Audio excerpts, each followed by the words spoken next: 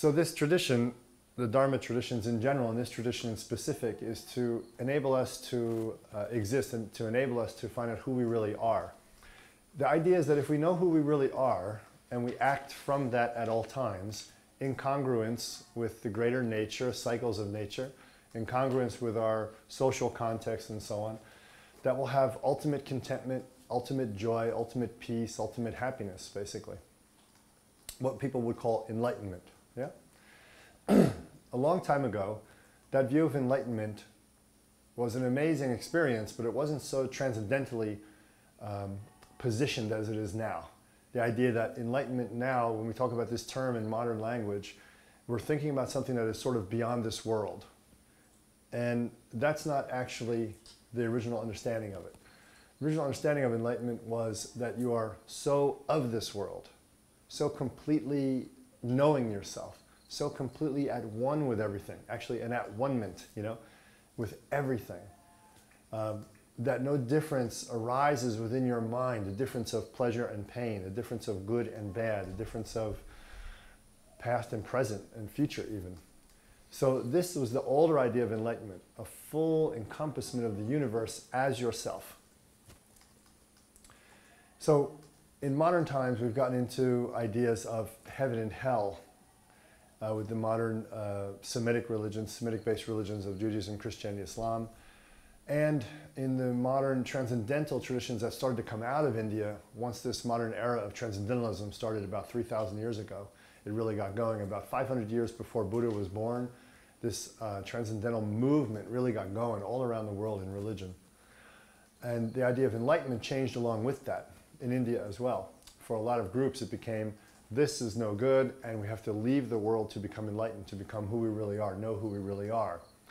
That nature and this beautiful mountains and jungle and sky and I'm looking at is all part of a karmic world of limitation. Now for me to know who I am, I have to leave this karmic world of limitation.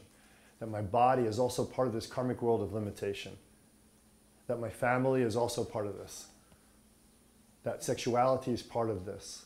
That passion about life, to be a craft person or have some great career, is part of this illusion and delusion which keeps us caught in samsara, right? Cycles of suffering. That's a modern view on enlightenment, and it's quite imbalanced. It leads people into lifetimes of searching for something that doesn't exist, because there is nothing other than this. And by this, I don't mean this earth, you know. I mean just this reality.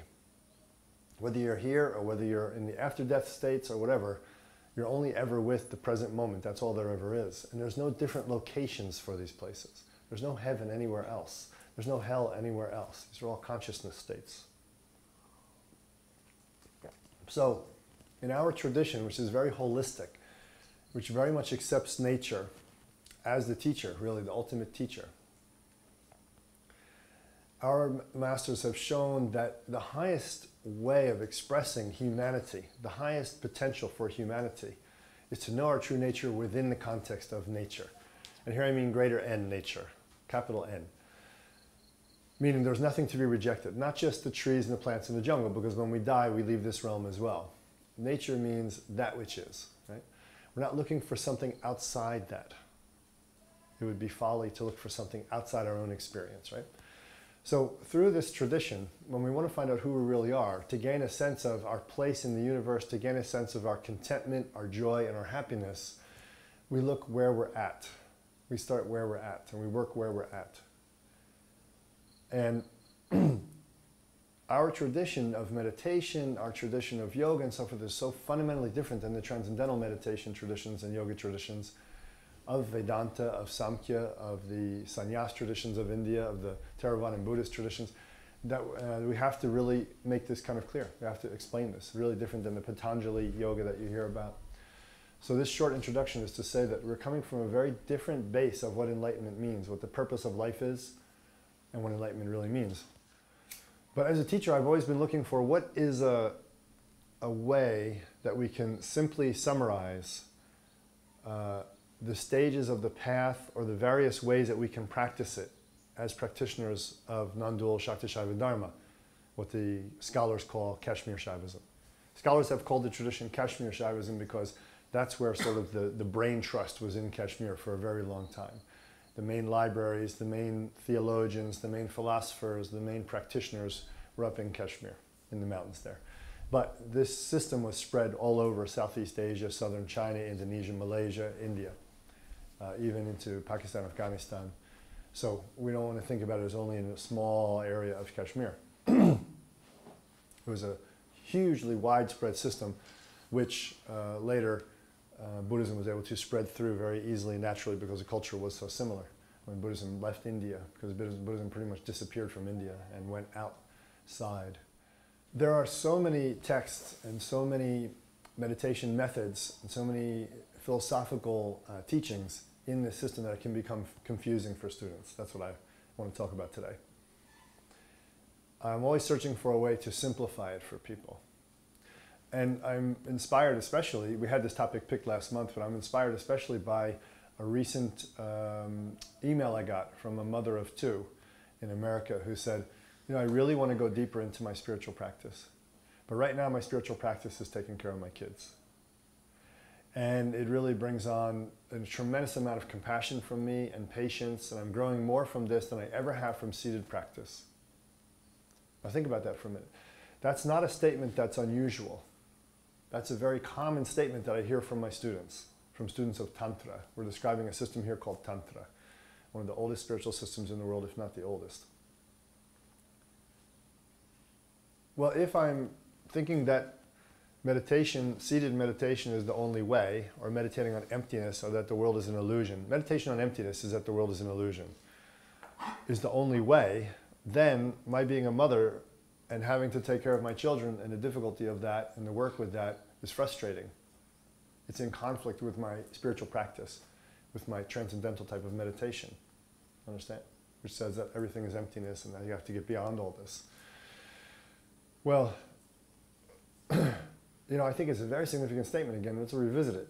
She had more growth working with her children, you know, their young kids, in compassion and patience than all the years she spent meditating and doing other spiritual practices. That's a very significant statement, and it's one that really illustrates the power of our tradition. Because our tradition is life-embracing, life-affirming. And it also says, not only is life okay, but that life, people, situations of life, objects, is actually the way of the spiritual path for us. When I said it, I don't mean that we're saying that in our tradition, which some people confuse as Tantra. Authentic Tantra does not say that the full enjoyment of objects as a hedonistic being is the spiritual path. No. It's not that you enjoy objects and situations hedonistically, just for your own pleasure. You know, if I'm doing that, I'm selfish, yeah? This will not give any kind of enlightenment, any kind of spiritual development. Something different is meant by using the world as our spiritual path, as illustrated by this young mother of two. So, as I said, that was quite a common statement that I've heard, that people say, you know, getting this new job and working really hard to support the family, to whatever, you know, some fella I'm thinking of from the past who said this, has caused more spiritual growth in him than anything he's ever done meditating or doing rituals. So it says very much that, I think it shows very much that our system teaches something very profound, very sane, basically sane, that we have to be human beings who accept our situation as human beings, that we're human animals in the world, and that this is not a mistake, right? There are many traditions that say that this is a mistake, human life, and being in a world of objects is a mistake. When you read the Four Noble Truths of the Buddha, and they talk about, and who knows if he said this or not, nothing was written down until years after he died, but this is the thing. Very little is known about what these people actually said, but if you read the Four Noble Truths that are ascribed to the Buddha, the way they're ascribed to the Buddha, it's that the world is suffering. The world is suffering. First Noble Truth. Everything is suffering. You know? And this is a point of contention. The immanent, transcendent, combined traditions like ours do not accept that the world is suffering. We accept total responsibility for our experience of the world. The world itself cannot hold me back from my spiritual development and my enlightenment. In fact, the reverse is held by the non-dual Sakta-Saiva traditions that we come from, that says that the world is the way I can reveal and understand myself. just like this lady is revealing and understanding herself and her capacity for compassion and patience by taking care of her children. Can you see what I'm saying here? How beautiful. Or you can understand yourself and the revelation of everything by working in the gardens in permaculture. When you work in the gardens like the woofers do and like we do when we first started all these gardens, you get a sense of the cycles of nature and how you're part of those cycles and how everything is temporary and how everything is transitional. But rather than reject it because everything is temporary and transitional and go into some void or shunya, sun, you know, everything is empty. Instead of that, because you can't show that, there is no such thing as emptiness, really. You can't show emptiness anywhere. It's a concept. The only thing that's void of anything is permanence. And this, the Buddha said correctly, that all life, all manifestation is void of permanence. He didn't say that everything is void. This is a mistake in the way Buddhism is taught, actually. He didn't actually say that everything is empty. He said everything is empty of permanence. And that's a big difference. It's a huge difference. But, you know, human beings the way they are, they get wrong ideas and they run away with them and create a trouble. So if we accept that the world is divine, because it is manifested out of this essence constantly and resolves back into this essence, we can see it as more of an amazing display.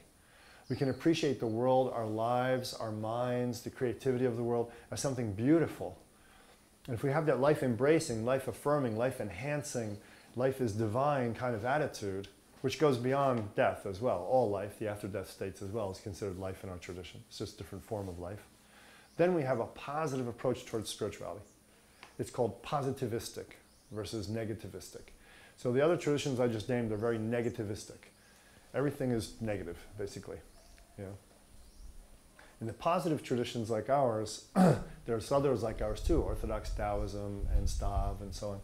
In the positivistic traditions, we think that, and we really experience directly, that there's nothing wrong with the world. There's only something wrong with the way we do the world, right?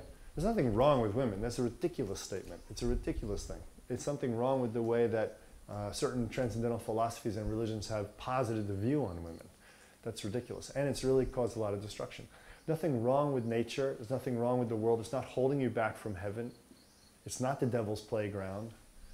Everything that's crappy in this world comes from our own mind. There's nothing crappy in the world that doesn't come from your own mind.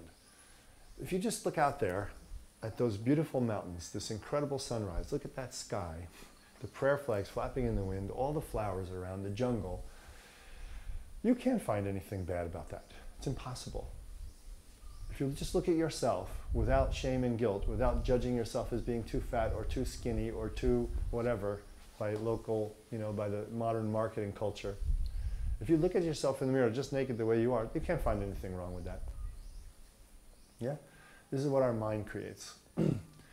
So in this way, our tradition seeks to understand enlightenment and the fulfillment of creative human potential as an expansion into everything that is, rather than a contraction away from everything that is. This is a fundamental difference in our tradition. Do you understand what I'm saying? It's an expansion into everything that is, rather than a contraction away.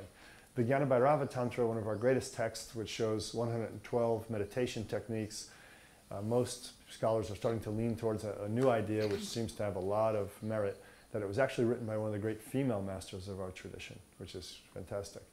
She wrote a compendium of 112 meditation techniques from 4 categories, 4 levels of meditation practice. One of the verses in there says that very much everything is about expansion of the mind of the yogin. The yogin is a practitioner of this tradition. So when the yogin expands her mind out to encompass everything, she experiences the bliss of that oneness, that union.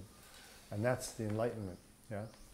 We studied last year or year before the Virupaksha test. I think the year before, 2012, we studied the Virupaksha text. Virupaksha, known as Virupa in Tibet, was a great Mahasiddha of our tradition, a great enlightened being whose body changed into rainbow light when he died, like this image here. So instead of dying, actually, he didn't really die. It changed into rainbow light. That's a very high stage of meditation. He left us with a text that very much lays out the logical and mystical understanding of how our body is actually the universe, that there is actually no separation between the two. Even though we see separation here with our eyes, That's not really true. There is no separation between your body, my body, your body, my body. There's no separation. Quantum physics is explaining this for us now. For people that don't like religion, quantum physics is a good place to go. It starts to show the oneness of everything.